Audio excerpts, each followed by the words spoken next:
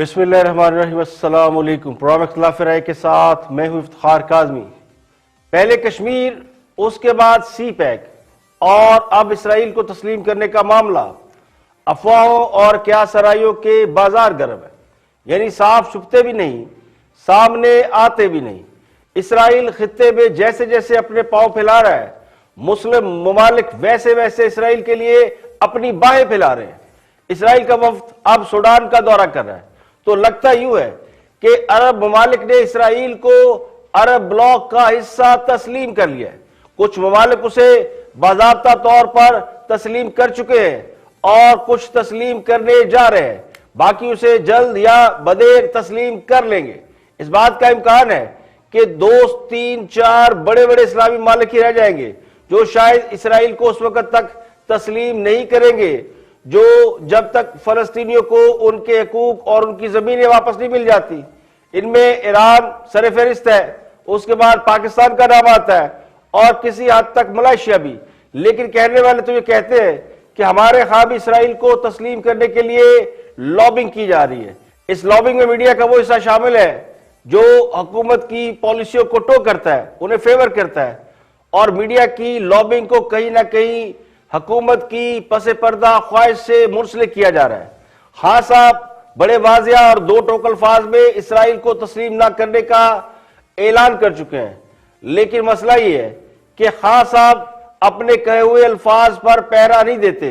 उनका track record इस हवाले से कुछ ज्यादा अच्छा नहीं है और वो यू टर्न लेने को मुकद्दम जानते हैं, इसलिए उनके अल्फाज पर बाज़ औक़ात यकीन करना मुश्किल होता है। ये क्रेडिबिलिटी का इशू है। कश्मीर और सी पैक के हवाले से भी खान साहब का मौक़िफ़ यही है कि दोनों पर हमारी पोजीशन तब्दील नहीं हुई और वही पोजीशन है जो पिछली हुकूमतों की थी, लेकिन प्रैक्टिकली अमली तौर पर हालात उसकी मुकम्मल नफी करते हैं।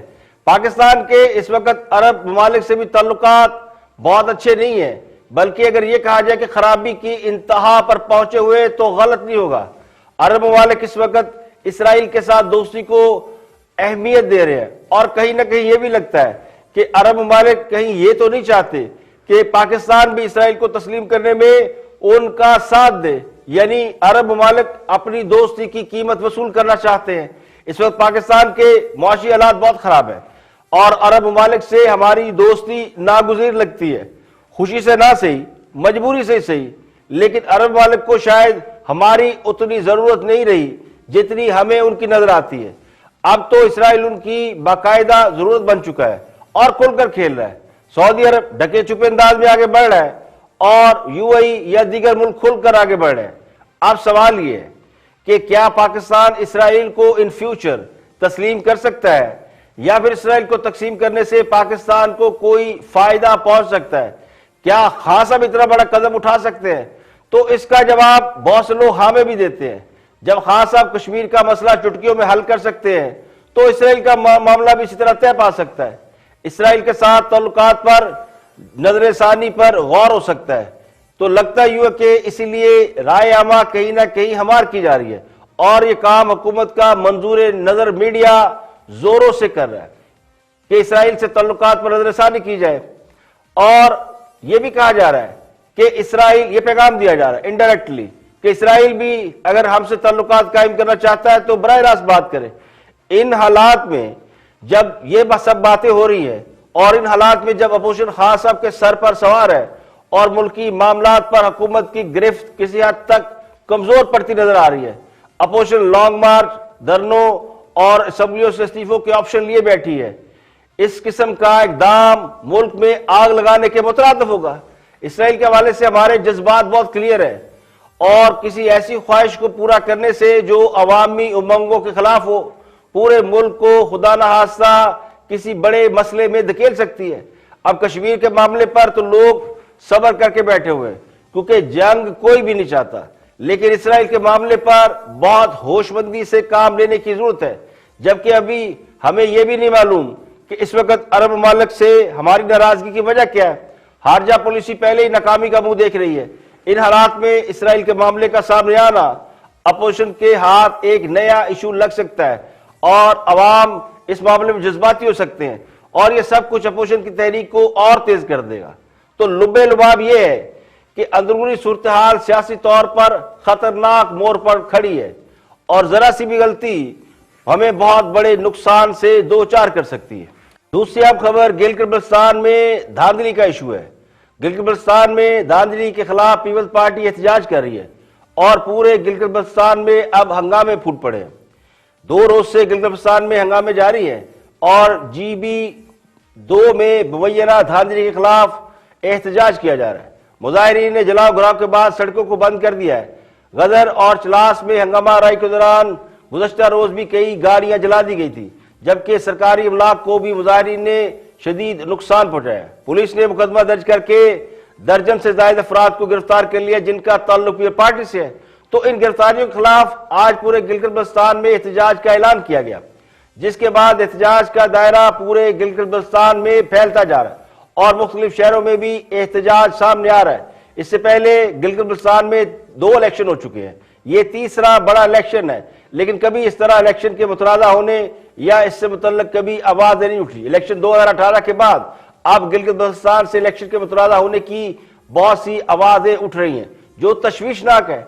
सियासी जमातें शुरू से 2008 के इलेक्शन को मानने से इनकारी हैं और अब सड़कों पर एहतजाज कर रही हैं, जल्द से जुलूस कर रही हैं, लेकिन वैसा ही अमल गिलगित बल्तिस्तान में दोहरा दिया गया है, जिसके बाद हुकूमत के लिए एक और महाज खुल गया है। हुकूमत ये कहती है धांधली नहीं हुई, लेकिन अपोजिशन शिकस्त तस्लीम करने को तैयार नहीं है और उनका ख्याल ये है या उनका मौकफ ये है कि गिलगित बल्तिस्तान में एक बार फिर उनसे धांधली हुई है। तो अगर देखा जाए तो इससे पहले जितने भी इलेक्शन गिलगित बल्तिस्तान में हुए, इस तरह का पुरतशद्दुद रद्द-ए-अमल देखने में नहीं आया कि बात जलाओ घराओ और मुजाहरों तक पहुंच जाए।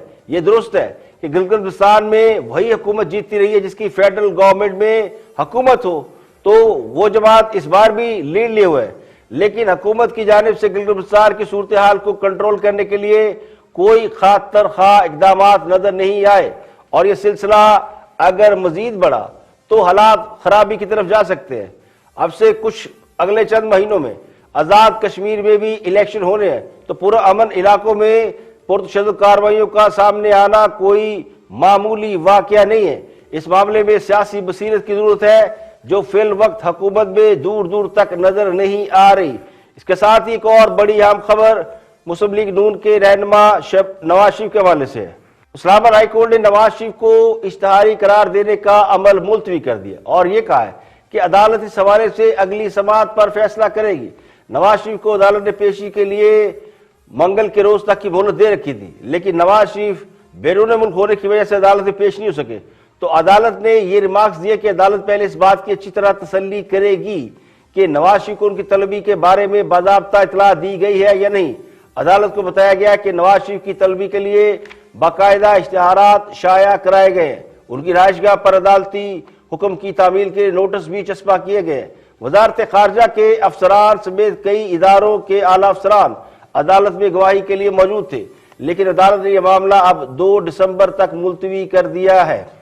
और तीसरी अहम खबर यह कि जनरल आसिफ बाजवा बदस्तूर CPAC अथॉरिटी के चेयरमैन हैं।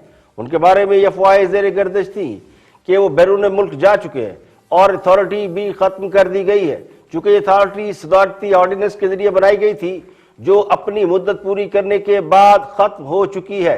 तो ये तसव्वुर कर लिया गया था, बल्कि असद उमर की तरफ से ये ऐलान किया गया था कि अब ये अथॉरिटी वर्केबल नहीं है और ये खत्म हो चुकी है।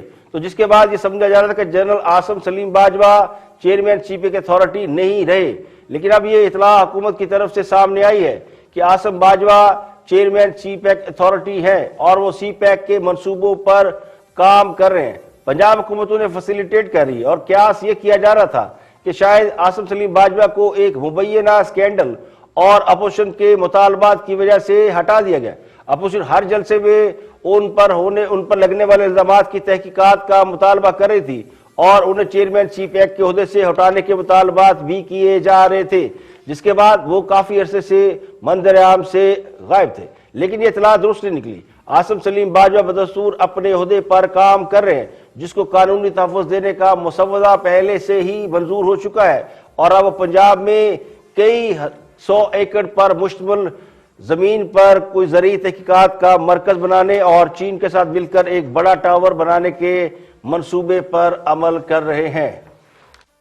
और सियासत कितनी बेरहम होती है, इसका अंदाजा इस बात से लगाया जा सकता है कि शहबाज शरीफ की वालदा के इंतकाल को कई रोज गुजर चुके हैं और लेकिन उनकी पेरोल पर रिहाई ना हो सकी। शहबाज शरीफ और उनके साहबजादे हमजा शहबाज कोट लखपत जेल में कैद है।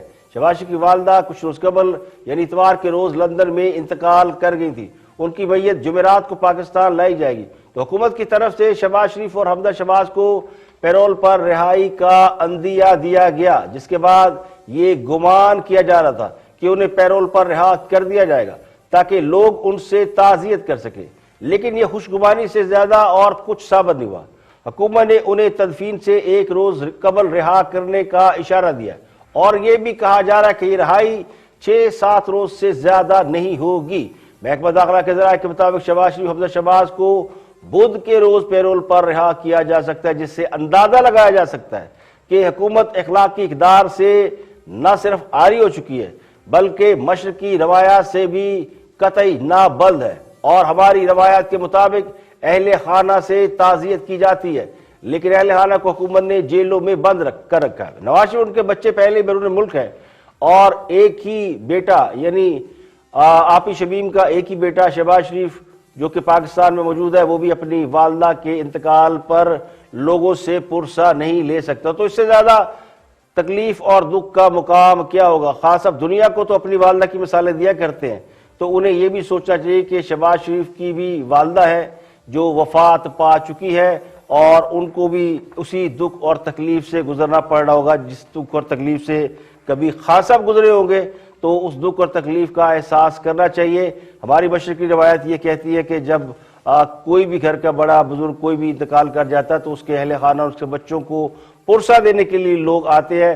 और ख़ासकर पॉलिटिकल जो शख्सियात होती है, सियासी शख्सियात जिनका दायराकार और सोशल लाइफ बहुत ज़्यादा होती है, लोगों से मिलना जुलना बहुत ज़्यादा होता है, तो उनका एक वोट बैंक भी है। तो बहुत से लोग उनकी रिहाइश गाह पर ताज़ियत के लिए आ रहे हैं, लेकिन चूँकि शहबाज शरीफ मौजूद नहीं है तो फिलहाल मरीम नवाज जो कि पोती हैं नवाज शरीफ की वालदा की, वो ताज़ियत वसूल कर रही है, लेकिन शहबाज शरीफ और हमजा शहबाज ये ताज़ियत वसूल करने के लिए मौजूद नहीं है। तो इम्कान नहीं है कि उन्हें बुध के रोज़ पैरोल पर रिहा कर दिया जाएगा। यहाँ पे लेके एक ब्रेक और ब्रेक के बाद वापस आएंगे और भी हम मौज़ूआत आपके साथ शेयर करेंगे। हमारे साथ रहिएगा।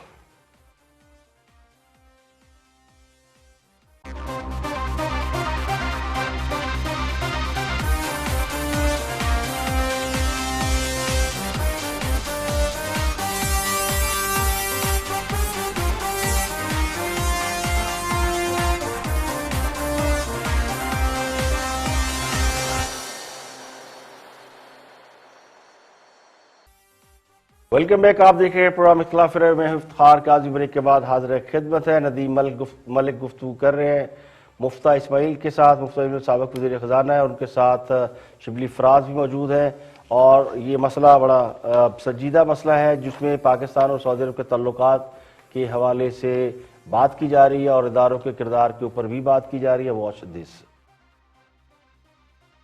देखें, वोट को इज्जत दो का बयानिया तो हर पाकिस्तानी का बयानिया होना चाहिए, मेरा भी, आपका भी, शिबली फराज का भी। मतलब हम ये क्या बात कर रहे हैं कि वोट को इज्जत ना दो, जमहूरियत की बुनियादी वोट को इज्जत दो है। लेकिन जितने भी इदारे हैं वो स्टेट के मातहत हैं, फौज भी स्टेट के मातहत है, जो ब्यूरोक्रेट्स होते हैं वो भी स्टेट के मातहत होते हैं, सब स्टेट से तनख्वाह लेते हैं। तो अगर स्टेट का कोई काम है, अगर पाकिस्तान का रिलेशन सऊदी अरब से ख़राब है और अगर बाजवा साहब उसमें बेहतरी ला सकते हैं तो उनको भेजने के अंदर क्या इसमें कबात है। ये कोई हमारा मतलब देखें, जब हम ये कहते हैं, मैं तो बड़ा खुश हूं, मैं पहले भी कह चुका हूं कि बड़ी अच्छी बात है और कि हुकूमत के पेज पे आर्म फोर्सेस हैं, हुकूमत के पेज पे आर्म फोर्सेस को होना चाहिए, पीटीआई के पेज पे बहरहाल नहीं होना चाहिए, वो और बात है। लेकिन तो मतलब हम इसमें कोई बहस नहीं है कि स्टेट के इदारे हैं और अगर स्टेट के इदारे इस मुल्क के काम आगे बढ़ा सकते हैं तो बिल्कुल बढ़ाएं और जाएं, वो बात करें, उसमें क्या मेरे ख्याल से कबात है। इससे वोट को इज्जत दो। साहब, जो आर्मी चीफ का पहले विजिट था, जब ये हमें रिजर्व वगैरह की मुश्किल सूरत हाल का सामना था, हुकूमत ने ताखीर की IMF के पास जाने के लिए, तो सऊदी अरब, UAE, चाइना और कतर, इनसे मिला के तकरीबन $10 अरब के लगभग हमें पैसे मिल गए। तो दोबारा ऐसा विजिट एक शायद जरूरत है इस वक्त, क्योंकि प्राइवेटाइजेशन के हवाले से भी कुछ प्रोजेक्ट्स रखे गए थे जहां कतर भी इंटरेस्टेड था, सऊदीज इंटरेस्टेड थे, ऑयल रिफाइनरी लगाना चाहते थे, लेकिन फिर वो पीछे हट गए सारे। तो हमें कुछ ना कुछ करने की जरूरत है कि हम ये ट्रबल शूट कर सके इस रिलेशनशिप को। देखिए, मसला ये नहीं कि सऊदी अरब से ताल्लुकात बहाल किए जाए, मसला ये कि ताल्लुकात खराब क्यों हुए। यूएई और सऊदी अरब के सबसे ज्यादा तहफ़्फ़ुज़ात गवादर पोर्ट और सी पैक के हवाले से थे, जो बज़ाहिर दूर कर दिए गए। गवादर तफरी शहर बनने की बजाय ऑयल पोर्ट बनाने का वायदा और सी पैक की रफ्तार में सुस्ती बज़ाहिर इसी अंडरस्टैंडिंग का नतीजा है। मुत्तहिदा अरब इमारात को सबसे ज्यादा यह खौफ था कि गवादर अगर तफरीही पोर्ट बन गया तो यूएई की जो सियाहत है या टूरिज्म की जो आमदनी है वो आमदनी खत्म हो जाएगी। अरबों डॉलर का रेवेन्यू पाकिस्तान को ट्रांसफर हो जाएगा, क्योंकि यूएई में लिविंग भी, लाइफस्टाइल भी महंगा है, लिविंग भी महंगी है और तफरी भी महंगी हो चुकी है।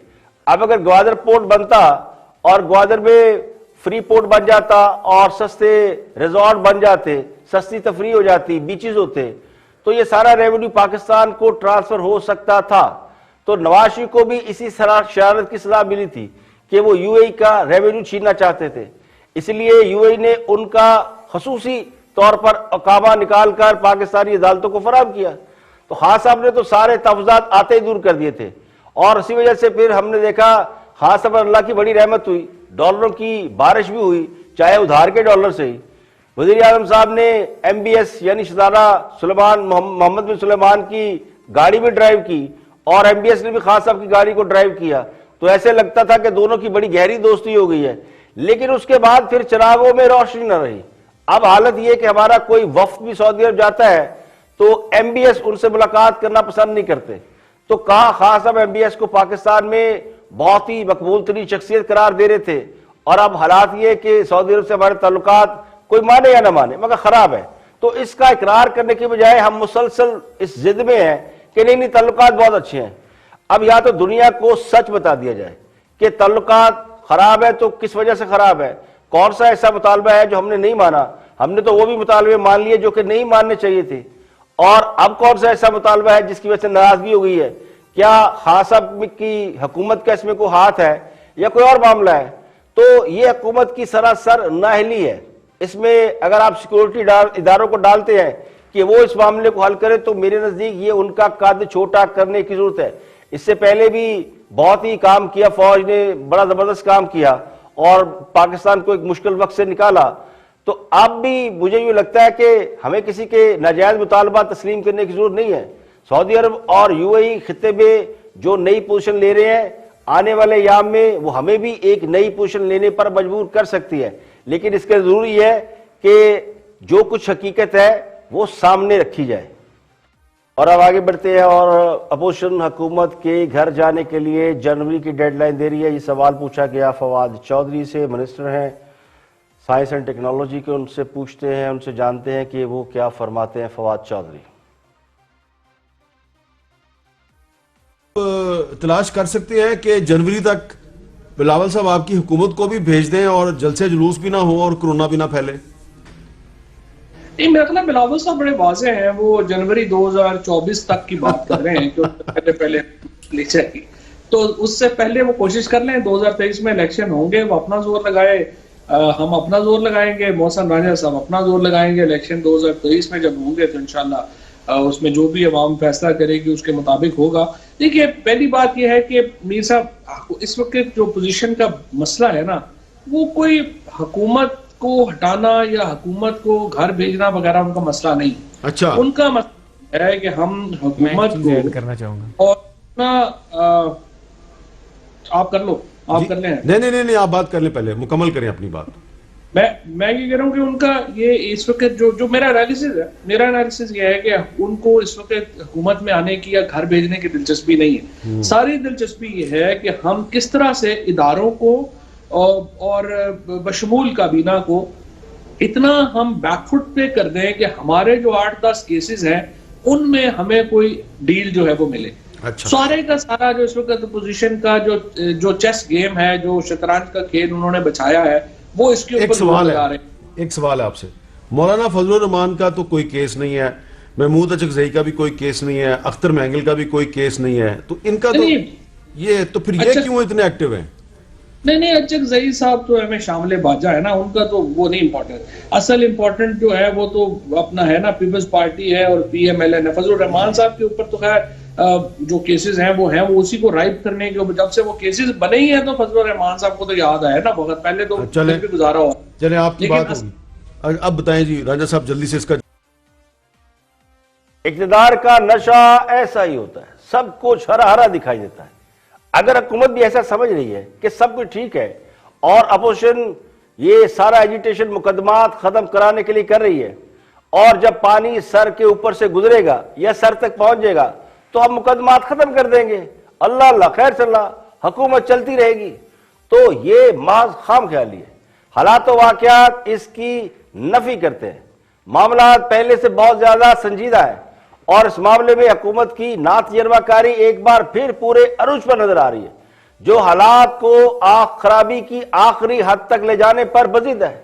लेकिन इन्हें नहीं मालूम कि जब हालात खराब हो जाए तो फिर कोई भी उन्हें कंट्रोल नहीं कर सकता, बल्कि वो भी कंट्रोल नहीं कर सकते जो इन हालात को यहां तक लाने के या खराब करने के जिम्मेदार होते हैं। बात हाथ से निकल जाती है तो 11 सियासी जमातों में से मुकदमा सिर्फ 2 जमातों पर है, और सबको पता है कि पीपल्स पार्टी और मुस्लिम लीग नून की क्यादत इसमें, और सबसे ज्यादा मुस्लिम लीग नून की क्यादत। और मौलाना फजलुर रहमान का जहां तक मामला है, उन पर मुकदमा उस वक्त सामने लाए गए या लाने की बातें हुई जब वो एहतजाज के लिए बाहर निकल आए। उनके रिश्तेदारों और करीबी साथियों पर भी मुकदमा बनाए गए, उन्हें भी खौफजदा किया गया। लेकिन मौलाना फजलुर रहमान वो वहां सियासतदान थे जो पहले दिन से इलेक्शन को ना सिर्फ तस्लीम करने से इनकार कर रहे थे, बल्कि वो ये भी चाहते थे कि सियासी जमातें इस इलेक्शन के खिलाफ प्रोटेस्ट करें और असम्बलियों का बाइकाट कर दें। तो पीपल्स पार्टी और मुस्लिम लीग नून ने बड़ा समझाया कि मौलाना फजलुर रहमान को कि वो पार्लिमानी निजाम को चलने दे, हुकूमत को चलते रहने दे।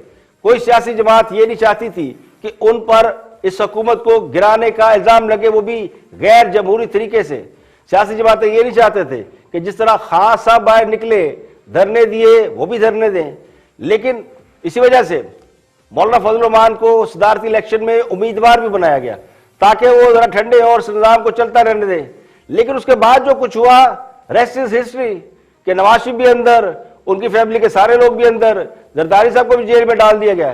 तो बात सबको समझ में आ गई कि चिराग सबके बुझेंगे, हवा किसी की नहीं। हुकूमत के इरादे कुछ और है, वो मुखालफीन को महज इंतकामी कार्रवाइयों का निशाना बनाकर उन्हें अनपॉपुलर या गंदा करना चाहती है।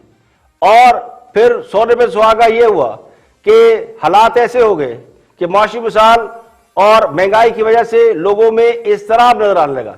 तो ये मिले जुले हालात ही अपोजिशन को बाहर निकालने का सबब बने हैं। यहां पे लेंगे एक ब्रेक, और ब्रेक के बाद वापस आएंगे और भी हम मौजूदात आपके साथ शेयर करेंगे। हमारे साथ रहिएगा।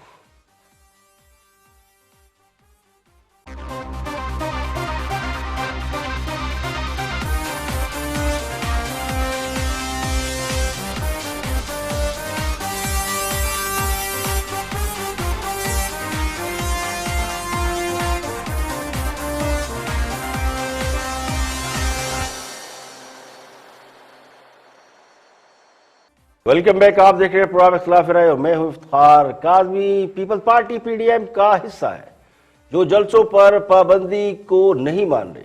बिलावल भुट्टो ये कहते हैं कि कोरोना से हमें डराया जा रहा है ताकि अपोजिशन जलसे ना कर सके, जबकि सिंध में जहां पीपल्स पार्टी की अपनी हुकूमत मौजूद है वो पाबंदियां लगाने में सबसे आगे है। कोरोना के SOP सिंध हुकूमत ने सबसे पहले जारी कर दिए। ज़ायरीन के मज़ारों पर हाजिरी देने पर पाबंदी लगा दी गई है। तजारती और कारोबारी सरगर्मियां और सोशल लाइफ को महदूद कर दिया गया है। बाजारों के औकात सुबह 6 बजे से शाम 6 बजे तक कर दिए गए। जब सिंध हुकूमत ये समझती है कि कोरोना से बचाव के लिए स्मार्ट लॉकडाउन और SOPs का इतलाक जरूरी है, तो फिर पीपल्स पार्टी का ये इल्जाम कि हुकूमत कोरोना की आड़ में अपोजिशन पर पाबंदियां लगाना चाहती है, वो इल्जाम किसी सूरत स्टैंड नहीं करता। सिंध हुकूमत अगर समझती है कि कोरोना से बचाव के लिए सख्त एक्शन करना चाहिए तो जरूर करें, लेकिन फिर पीपल्स पार्टी को यह इल्जाम नहीं लगाना चाहिए कि हुकूमत का कोरोना महज सियासी है। PDM की तमाम जमातें उसे सियासी ही समझती हैं, लेकिन पीपल्स पार्टी के इकदाम इस इल्जाम की नफी करते हैं। पीपल पार्टी सियासी तौर पर बिल्कुल अलग मौकफ रखती है, लेकिन अपोजिशन के मुश्तरका अलायंस पीडीएम में पीपल्स पार्टी का मौकफ वही है जो पीडीएम की जमातों का है। तो हुकूमत सिंध ने अवाम की समाजी और कारोबारी सरगर्मियों पर पाबंदी लगा दी है, वो उस मौकफ के बिल्कुल खिलाफ है जो मौकफ पीडीएम इख्तियार करती है। तो सिंध हुकूमत के मुताबिक अब जुम्मा और इतवार को कारोबारी मराकज मुकम्मल तौर पर बंद रहेंगे। महकमा दाखिला सिंध ने एसओपी के हवाले से हुक्मनामा जारी कर दिया है, जिसके मुताबिक तमाम अंदरूनी खाना इज्तिमा, बिजनेस सेंटर, सिनेमा, जिमखाने और खेलों की इंडोर सरगर्मियां बंद कर दी जाएंगी। बिजनेस सेंटर और मार्केटें सुबह 6 बजे से शाम 6 बजे तक खुलेंगे। हफ्ता इतवार को सिर्फ जरूरी कारोबार की इजाजत होगी। रेस्तोरां में खुली जगह पर खाना खाने की इजाजत होगी, जबकि रात 10 बजे तक टेक अवे यानी खाना घर ले जाने और होम डिलीवरी की इजाजत होगी। तमाम सरकारी, निजी दफातर और अवामी मकामात पर फेस मास्क पहनने पर सख्ती से अमल दरामद कराया जाएगा, वरना जुर्माना होगा। छत के नीचे यानी इंडोर शादी की तकरीबात पर पाबंदी लगा दी गई है, जबकि शादी की तकरीब किसी खुले मुकाम पर करने की इजाजत है। तमाम मेहमानों के लिए 200 अफराद की हद मुकर्रर कर दी गई है। इसके अलावा बूफे पर पाबंदी लगा दी गई है। तकरीब सिर्फ रात 9 बजे तक जारी रह सकेगी। मेहमानों को बॉक्स पैक खाने देने की इजाजत होगी। महकमा दाखिला सिंध ने सरकारी और निजी इदारों में घर पर रहकर काम करने की हिदायत की और कहा गया कि 50% स्टाफ को दफातर बुलाया जाएगा। इसका इतलाक 31 जनवरी 2021 तक रहेगा। कमिश्नर कराची के मुताबिक तमाम रेस्टोरेंट में इंडोर डाइनिंग पर पाबंदी आयद कर दी गई है। 21 नवंबर को कराची के 4 इलाकों में 14 रोज के लिए सिंध हुकूमत ने स्मार्ट लॉकडाउन नाफिज किया था और इतलात ये गुज़श्ता रोज सिंध में 1322 अफराद के वायरस से मुतासर होने की तस्दीक हुई है, जबकि 16 मरीज इंतकाल कर गए हैं। जबकि पूरे मुल्क में कोरोना वायरस के मरीजों की तादाद में खौफनाक हद तक इजाफा हो रहा है और ये शरह 7.5% तक पहुंच गई है। मुल्क भर में हजारों टेस्ट किए जा रहे हैं, जिसके नतीजे में कोरोना वायरस के मरीजों की तादाद में इजाफा होता जा रहा है और आज के रोज कोरोना की वजह से मुल्क में 48 अफराद जाम हक हो चुके हैं। आगे बढ़ते हैं और उस्मान डार पीटीए के बड़े हम रहनुमा गुफ्तगू कर रहे हैं। देखते हैं कि वो क्या फरमाते हैं। मरीम नवाज की दादी का जब इंतकाल हुआ तो वो पेशावर में जलसा कर रही थी, उन्हें इतला देने में ताखीर की गई। इस पर काफ़ी लेदे हो रही है और हुकूमत के ऊपर बहुत तनकीद की जा रही है। उस्मान डार इस हवाले से अपना मौक़िफ़ दे रहे हैं। गवर्नमेंट का वर्जन वॉच उस्मान डार पोजीशन की और उन पे कीचड़ उछालते हैं माओ बहनों के ऊपर ऐसे क्रिटिकल मौके पर जब वो डेथ हुई है शरीफ फैमिली में। What would you like to respond? क्या ये झूठा वाला ट्वीट आप छोड़ नहीं सकते थे मरियम नवाज के हवाले से आज के दिन? पहला सवाल, इसका पहले जवाब प्लीज। देखिए कामरान, मैं खुद समझता हूँ खवातीन के खिलाफ जिस तरह की नाजेबा गुफ्तगू की जाती है नहीं होनी चाहिए, लेकिन मैंने जैसे आपको पहले कहा कि ये तो शुरुआत कहाँ से हुई वो देखने की बात है। लेकिन बिलावल जरदारी साहब की भी 2 बहनें हैं, बताएं कभी उनका जिक्र किया गया है? मरियम सफदर साहबा की भी एक बहन है, मैं कौम को बताना चाहता हूं, कभी हमारे मुंह से आपने सुना है? लेकिन दूसरी तरफ इनका किरदार देखें, प्राइम मिनिस्टर की अहलिया जिनका सियासत से कोई लेना देना नहीं है, उनकी बहन जिनका सियासत से कोई लेना देना नहीं है, आए रोज कैसे अल्फाज ये प्राइम मिनिस्टर की अहलिया के लिए कहते हैं, पूरी कौम जानती है। तो इनका किरदार देखें कि ये क्या कर रहे हैं, और सिर्फ एक हमदर्दी लेने के लिए ये एक मैं समझता हूँ शोशा छोड़ा जा रहा है जी कि हुकूमत ने हमें बताया नहीं है। मैंने आपको पहले भी कहा कि ये हुकूमत की जिम्मेदारी है कामरान, जब हुकूमत के ऊपर इल्जाम लगाया जाए सिर्फ संपत्तिज लेने के लिए जी के इस तरह की हुकूमत पॉलिटिकल विक्टिमाइजेशन कर रही है कि दादी जान का इंतकाल हो गया तो बताया ही नहीं जा रहा है। ऐसा नहीं है। इस कॉन्टेक्स्ट में, इस क्लैरिटी में जवाब अब इस चक्कर में नवाज शरीफ साहब नहीं आएंगे। मरियम साहिबा आपने हरकत की है, देखिए ये वो तो पहले ही नहीं आने वाले। मकसद मैं डॉक्टर साहब से पूछता हूं, ब्रेक से पहले ये कह रहे थे जी के पॉलिटिकल विक्टिमाइजेशन होगी, मुकदमात का सामना होगा। डॉक्टर साहब क्या पनामा लीक्स वजीर आजम इमरान खान साहब ने करवाई थी? क्या इश्तहारी नवाज शरीफ को प्राइम मिनिस्टर इमरान खान साहब ने डिक्लेयर किया है? क्या नवाज शरीफ के अपार्टमेंट की रसीदें वजीर आजम इमरान खान छुपा के बैठे हुए हैं? आप लोग कन्विक्टेड हैं, आपका लीडर इश्तिहारी है, सजा याफ्ता है, खुदा का वास्ता कोई खौफ करें, कौम इतनी बेवकूफ नहीं है जितनी आप समझते हैं। मीडिया ने और कामरान शाहिद जैसे एंकर्स ने कौम को शऊर दिया है। आज कौम जानती है आप लोग क्या ड्रामा कर रहे हैं। अच्छा, अब अगले सवाल पे आ जाए। कहते रहे सच बात मेरे मुंह से निकल जाती है अक्सर, हर चंद मेरा ऐसा इरादा नहीं होता। तो हुक्मरान जमात ने नवाज शरीफ के उस मौक़िफ़ की तायीद कर दी है कि नवाज शरीफ की लड़ाई वाकई खान साहब से नहीं है, क्योंकि खान साहब ने तो कुछ नहीं किया, पनामा खान साहब ने तो नहीं लेके आए थे। तो लड़ाई उन कुव्वतों से है जिन्होंने पनामा लीग के बहाने मुकदमा चलवाया और अकामा की बुनियाद पर नवाज शरीफ को इक़्तिदार से निकाल बाहर किया। तो असल लड़ाई नवाज शरीफ की उन्हीं से है। बहुत से लोग जो पूछते हैं ना कि नवाज शरीफ ये क्यों कहते हैं कि इमरान खान से उनकी कोई लड़ाई नहीं है और उनकी लड़ाई किसी और से, तो उसका जवाब खुद उस्मान डार ने दे दिया है, हुकूमत ने दे दिया है कि उन्होंने कोई ऐसा काम नवाज शरीफ के खिलाफ नहीं किया जिसका ताल्लुक उन्हें हुकूमत से निकालने से हो। तो इसीलिए नवाज शरीफ इमरान खान को अपना हरीफ नहीं समझते। खान साहब तो महज इन इल्जामात को थोड़ा बढ़ावा देने में शामिल थे। पनामा लीक्स हो या कामा लीक हो, नवाज शरीफ को माफिया और डान के अलकाबाज से नवाजने के पीछे कौन है, ये पूरी कौम के इल्म में आ चुका है। हुक्मरान जमात का ये मौक़िफ़ दुरुस्त है कि नवाज शरीफ को निकालने वाले और लोग थे और उन्होंने कहीं ना कहीं खान साहब को इस्तेमाल कर लिया। खान साहब न होते तो कोई और इस्तेमाल हो सकता था, कोई ऐसी जमात होती जो कि नवाज शरीफ के खिलाफ खड़ी की जा सकती थी।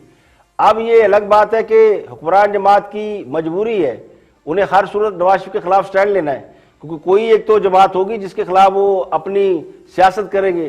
तो टारगेट इस वक्त नवाज शरीफ है, असल मसला नवाज शरीफ है। आज के लिए इतना ही, कल फिर हाजिर होंगे मजीद खबरों तबसरों तजज़ियों के साथ। प्रोग्राम खिलाफ राय से इफ्तिखार काज़मी को इजाज़त दे। आप अपना फीडबैक हमें दे सकते हैं सोशल मीडिया पर मौजूद हमारे पेजेस से, और इस प्रोग्राम को आप यूट्यूब पे देख सकते हैं। अपना गिरदोनवा के लोगों का ख्याल रखिएगा। आपसे मुलाकात होगी कल, अपना बहुत ख्याल रखिएगा।